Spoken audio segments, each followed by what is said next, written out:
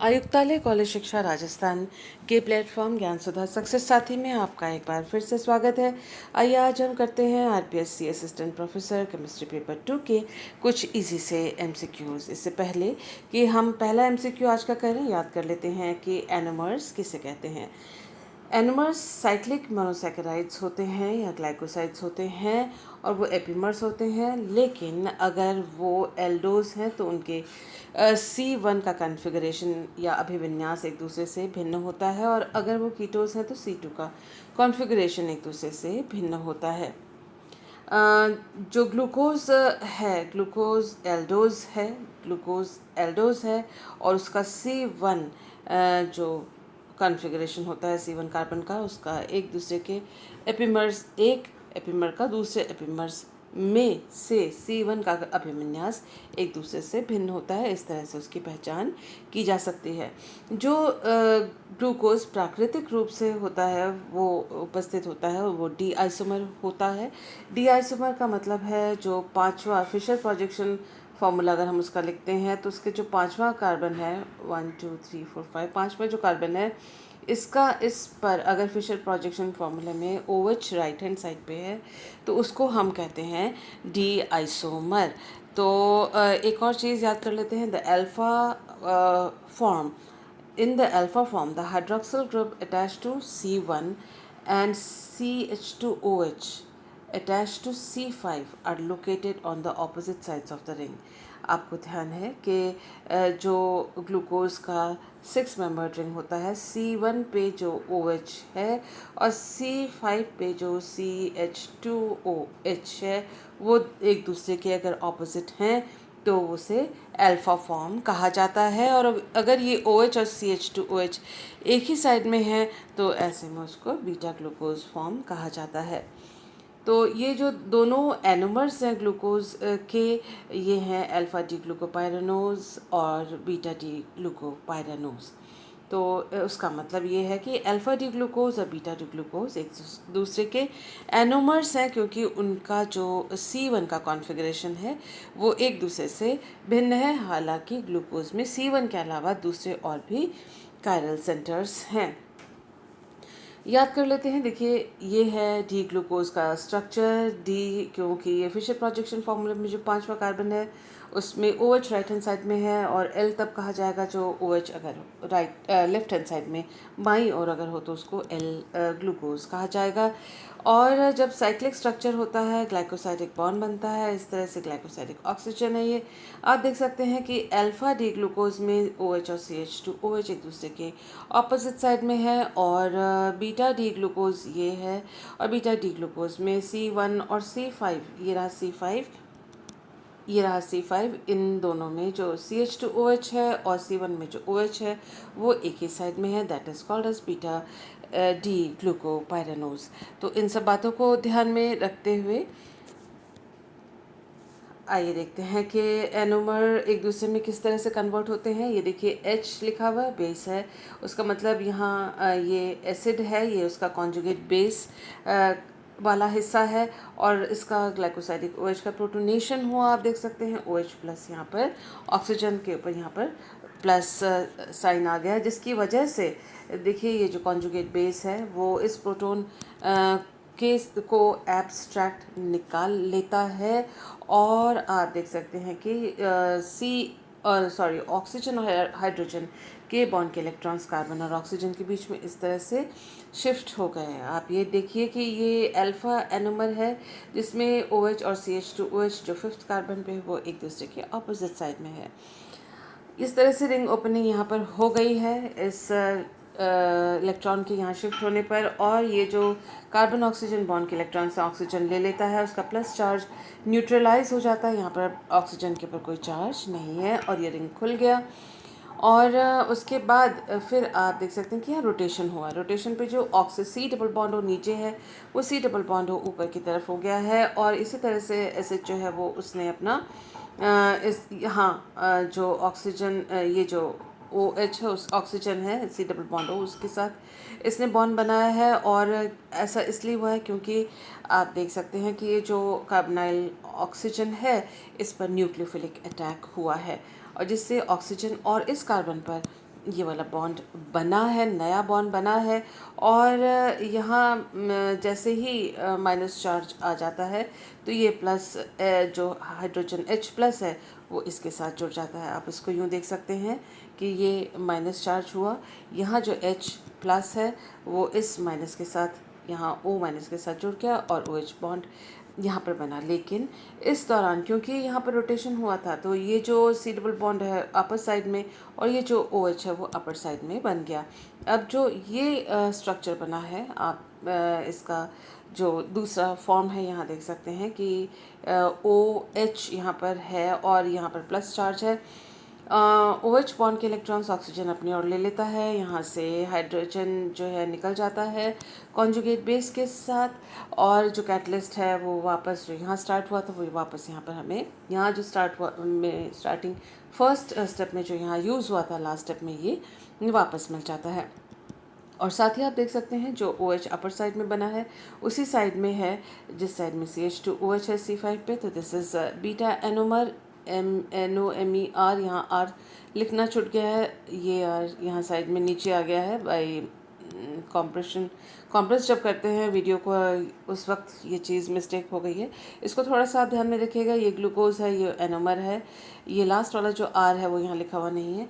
खैर जो ओवरऑल हमें देखना है वो ये कि अल्फ़ा जो ग्लूकोज है, अल्फ़ा डी ग्लूकोज वो बीटा डी ग्लूकोज एनोमर में ये चेंज हो गया है। This is an alpha anomer and this is the beta anomer with the help of this catalyst. तो ये बात हमें याद रखनी है। आते हैं हम अपने पहले क्वेश्चन पे। पूछा गया है कि अल्फ़ा डी ग्लूकोज और बीटा डी ग्लूकोज क्या हैं आपस में, क्या वो आपस में एपिमर हैं या क्रियात्मक समावयवी हैं, एनोमर हैं, या स्थान समावयवी या पोजीशन आइसोमर्स हैं। हमने अभी देखा क्योंकि C1 पे इनका एक दूसरे का ग्लाइकोसाइडिक इस तरह से साइक्लिक स्ट्रक्चर में C1 जो है वो उसका कॉन्फ़िगरेशन एक दूसरे से अलग है। बाकी जो मॉलिक्यूल है उसमें सारे कॉन्फ़िगरेशंस एक जैसे हैं। देखिए H OH and OH and H and H and CH2OH CH2OH, तो बाकी सारे कायरल कार्बन में एक जैसा कॉन्फ़िगरेशन है सिवाय C1 के। तो ऐसे को हम एनोमर्स कहते हैं इस तरह के आइसोमर्स को। तो the answer is option number 3 anomers. इससे पहले कि नेक्स्ट क्वेश्चन को करें याद कर लेते हैं एपिमर्स किसे कहते हैं। Epimers are diastereoisomers that contain more than one chiral center but differ from each other in the absolute configuration at only one chiral center।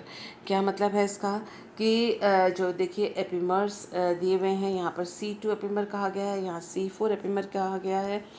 ये डी मैनोज, डी ग्लूकोज और डी गैलेक्टोज हैं। ध्यान से देखिए कि जो C2 एपिमर जहाँ कहा गया है डी मैनोज और डी ग्लूकोज में C2 जो है फिशर प्रोजेक्शन फार्मूले में आप देखिए कार्बन नंबर 2 का कॉन्फ़िगरेशन एक दूसरे का उल्टा है, ऑपोजिट है। ये H यहाँ है राइट हैंड साइड में, तो यहाँ पर डी ग्लूकोज के OH जो है राइट हैंड साइड में है और H लेफ़्ट हैंड साइड में है।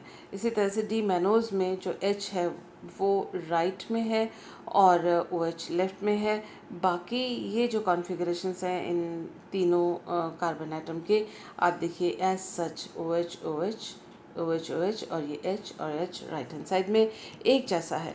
तो क्योंकि ये दोनों मॉलिक्यूल्स वैसे कम्प्लीटली एक जैसे हैं, केवल उनका C2 एक दूसरे से अलग है और इसके अलावा C2 के अलावा बाकी ये जो एटम्स हैं वो भी कायरल हैं, यानी इस कायरल एटम के अलावा और भी कायरल एटम्स इस मॉलिक्यूल में हैं, लेकिन ये दोनों मॉलिक्यूल्स एक दूसरे से केवल एक एटम में इनका कॉन्फ़िगरेशन अभिविन्यास एक दूसरे से विपरीत है, बाकी जो एटम्स है वो सेम है। तो इसीलिए इनको एपिमर्स कहा जाएगा क्योंकि एक का कॉन्फ़िगरेशन, एक कायरल कार्बन का कॉन्फ़िगरेशन अभिविन्यास एक दूसरे से अलग है। इनको C2 इसलिए कहा जाएगा क्योंकि C2 में एक दूसरे से ये भिन्न है कॉन्फ़िगरेशन में। उसी तरह से डी ग्लूकोज और डी गैलेक्टोज को देखें तो उन्हें C4 एपिमर्स कहा जाएगा क्योंकि अगर हम इन दोनों के कॉन्फ़िगरेशन को देखें तो बाकी सारा मॉलिक्यूल एक जैसा है, सिर्फ ये C4 जो है वो उसका कॉन्फ़िगरेशन एक दूसरे से भिन्न है। या देखिए HOH HOH on the left hand side, इसी तरह से H लेफ्ट हैंड साइड में, H लेफ्ट हैंड साइड में। सो बाकी सारा मॉलिक्यूल जो एक जैसा है, सिर्फ C4 में एक दूसरे से डिफरेंट है, इसीलिए इन्हें C4 एपिमर्स कहा जाता है। इसके अलावा जैसे ये दो एग्जांपल्स हैं, ये दोनों एक दूसरे के एपिमर्स हैं, लेकिन इसमें जो हमें ये जो दिखाया गया है वो इसमें देखना है हमें कि एपिमेरिक कार्बन उस कार्बन को कहते हैं जिसका कॉन्फ़िगरेशन एक दूसरे से डिफरेंट है। तो यहाँ पर हमने एपिमेरिक कार्बन कौन सा है उसको हमने देखा, और यहाँ हमने देखा कि उन्हें एपिमर्स क्यों कहा जाता है। तो इन बातों को ध्यान में रखते हैं, देखते हैं कि एपिमेराइजेशन किस तरह से होता है। एपिमेराइजेशन जो है वो एक बेस के प्रेजेंस में हो सकता है।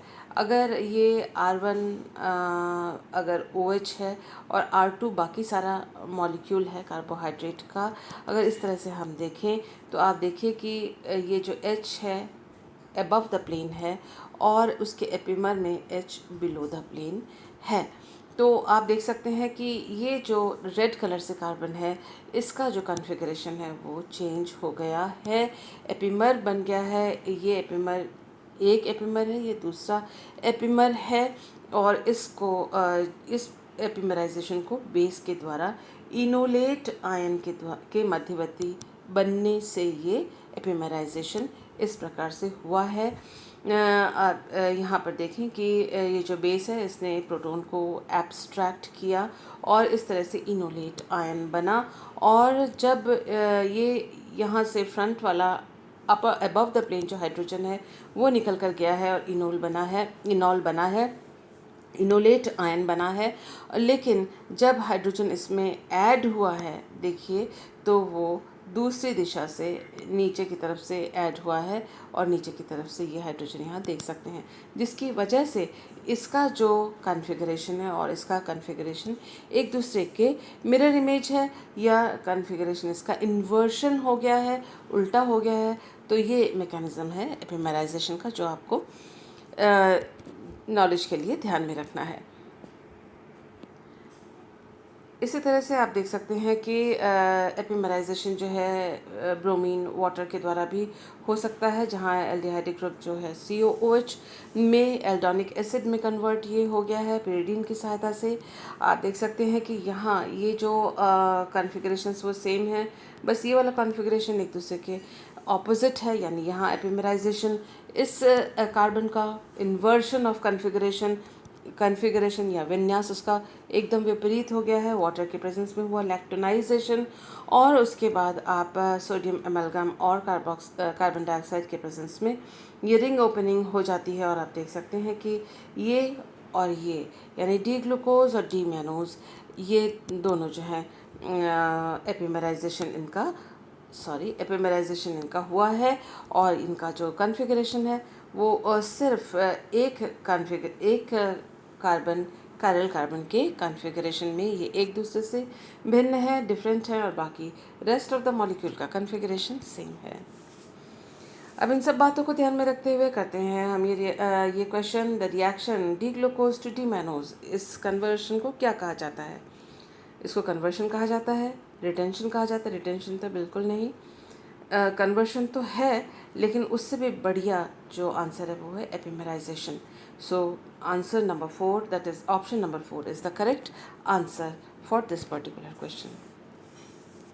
याद कर लेते हैं कि बार्टन रिएक्शन किसे कहते हैं। बार्टन रिएक्शन को बार्टन नाइट्राइट एस्टर रिएक्शन के नाम से भी जाना जाता है।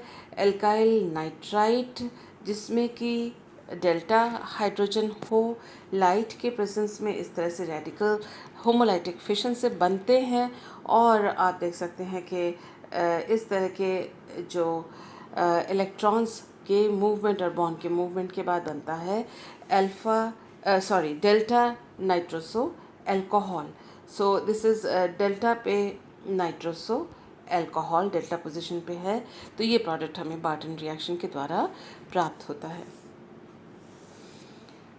So the next question is Barton reaction involves photolysis of। Barton reaction में किसका फोटोलाइसिस होता है, यानी लाइट के प्रेजेंस में किसके बॉन्ड्स टूटते हैं? अल्फा बीटा अनसैचुरेटेड कीटोन्स के नहीं, डायसोमीथेन के नहीं साइक्लिक कीटोन के, नहीं long chain alkyl nitrides having delta hydrogen. तो इस जो मॉलिक्यूल है उसके जो बॉन्ड्स हैं वो उसका फोटोलाइसिस होता है, यानी बॉन्ड ब्रेक होता है। आपने देखा था कि रेडिकल्स बने थे इस रिएक्शन के दौरान, बार्टन रिएक्शन के दौरान। So the correct answer is option number 4। याद कर लेते हैं कि NBS के द्वारा एल्कीन्स के साथ किस तरह से रिएक्शन होता है। आप देख सकते हैं कि ये एन ब्रोमोसक्सिनामाइड है और इससे ये रेडिकल्स बने हैं, फ्री रेडिकल्स बने हैं। फ्री रेडिकल का एल्कीन के ऊपर आक्रमण होता है, यहाँ से हाइड्रोजन एब्स्ट्रैक्ट होता है, HBr बनता है ब्रोमो रेडिकल के साथ और ये इस तरह से एक फ्री रेडिकल जनरेट होता है।